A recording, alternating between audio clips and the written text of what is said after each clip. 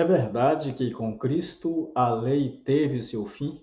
A partir de Cristo não há necessidade alguma de guardar a lei, porque Cristo finalizou esta lei, Cristo é o fim da lei? É o que está escrito lá em Romanos, no capítulo 10, versículo 4, onde ele diz: Cristo é o fim da lei para a justiça de todo aquele que crer. Então, se a lei parou em Cristo, a lei levou os farelos em Cristo, perdeu a sua utilidade, a sua validade em Cristo.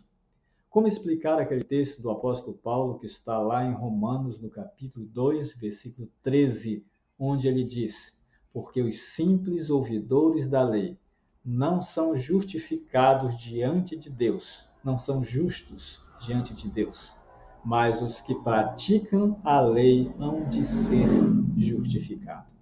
E como é que fica aquele outro texto em Gálatas, no capítulo 3?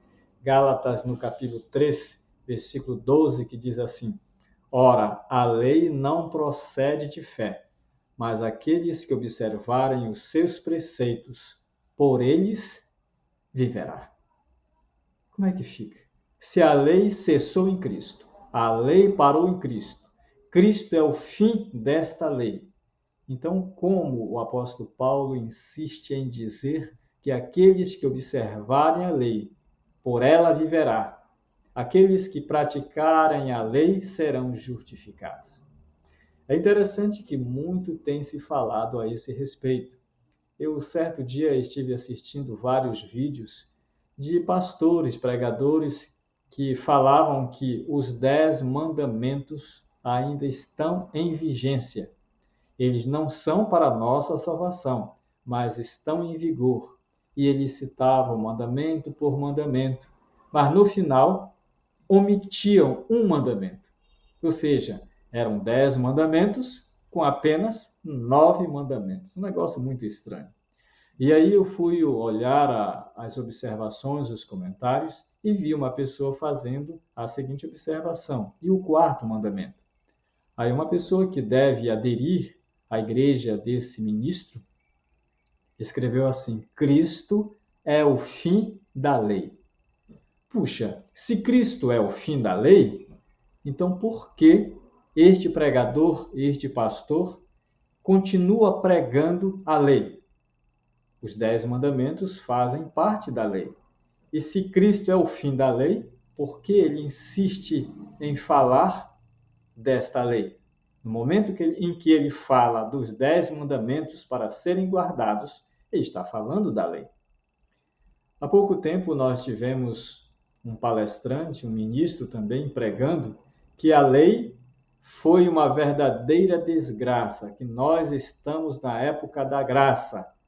Nós somos salvos pela graça e isso não está errado, está certíssimo.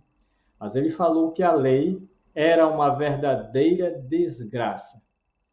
Com todo respeito a esse ministro, a esse pastor, mas se a lei era uma verdadeira desgraça, o culpado desta desgraça foi o criador dela, foi Deus. Quem criou a lei não foram nós, homens, pecadores, não foi Moisés, foi Deus. Então Deus foi o responsável por esta desgraça.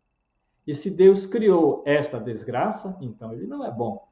Que Deus bom é este que cria uma desgraça e dá para os seres humanos observarem esta desgraça? Isso é muito interessante. Mas o mais interessante é que é a mesma lei que é uma desgraça, ela manda trazer os dízimos para a igreja, para o pastor. E quando os membros trazem o dízimo, aí a lei deixa de ser uma desgraça. Quando a lei não se tratar de dinheiro, ela é uma desgraça. Mas quando se tratar de dinheiro que vem para o ministro, aí ela passa a ser uma bênção. Não é uma contradição? Claro que é uma contradição.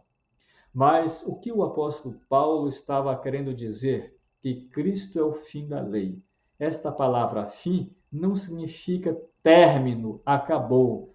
Ela origina-se do substantivo finalidade. Cristo é a finalidade da lei. Ou seja, sem Cristo, a lei não vale nada. É isso que o apóstolo Paulo quer dizer. Que Cristo é o objetivo da lei. Se a lei não apontar para Cristo, não tiver como objetivo a Cristo, qualquer coisa que você fizer em relação a ela não vale nada. Na verdade, guardar a lei tem que ser um ato de adoração.